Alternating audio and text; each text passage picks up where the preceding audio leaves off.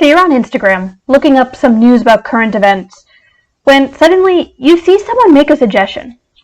Someone ought to make a platform for these people's voices to be heard, which is followed by a series of cliché hashtags and emojis. You realize that this person probably posted this in rage, but you begin to wonder, should you create that platform? Hello and welcome back to Astral Cognition. Today we're going to talk about the best way to get ideas on what you can create and how you can make sure that that idea is the right one for you.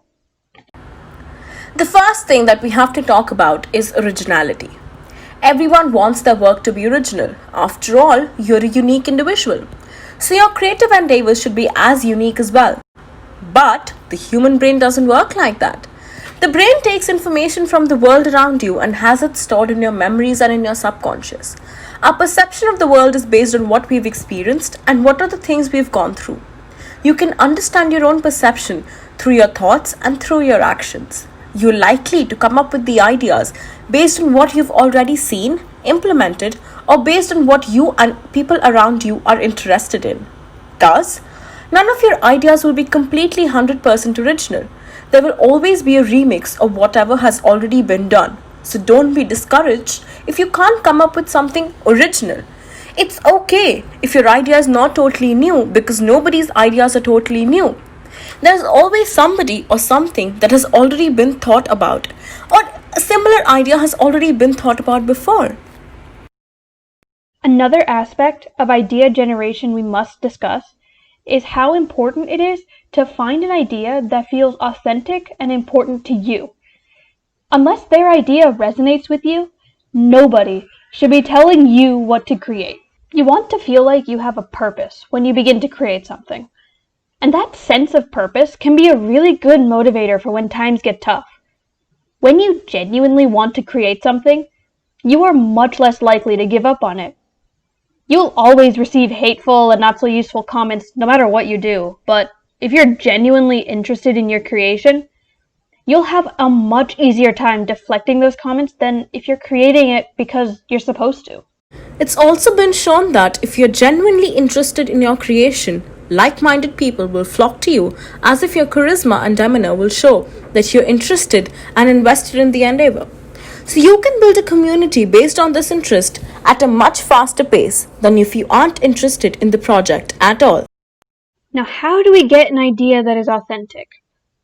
Well, one way is to learn about yourself, and an easy way to learn more about yourself is through typology. Lucky for you, we're going to have a playlist on typology soon here on Astral Cognition. Typology is the branch of psychology that studies different personality types. And later on, we'll be going more in depth on the different methods of typing yourself that are out there. Although regarded as a sort of horoscope by many, if one actually spends the time to investigate deeper into the types, they can use it as a tool for self-improvement and self-discovery. If you want to dive deeper into what your personality type is and what it could say about you, stay tuned for our playlist on it. Or if you're watching in the future, check out the upper right-hand corner to see it. Another way to try to get to know yourself a bit better is to try to become a little more introspective. Try to figure out what you personally like to do or like to see, whether it be a form of art or just looking up into the sky. If you can't figure it out immediately, that's alright. In that case, you can try to become a detective of sorts and record what you liked about each day for a certain span of time in a journal or in a voice video logs. Then you can look back on them and try to find things in common between the logs. Something that might help in this process is to reach out and explore the different options around you. Often, we get stuck in our own little bubbles and we see and hear about the same things every single day. Social media has a tendency to show you similar posts and videos repeatedly.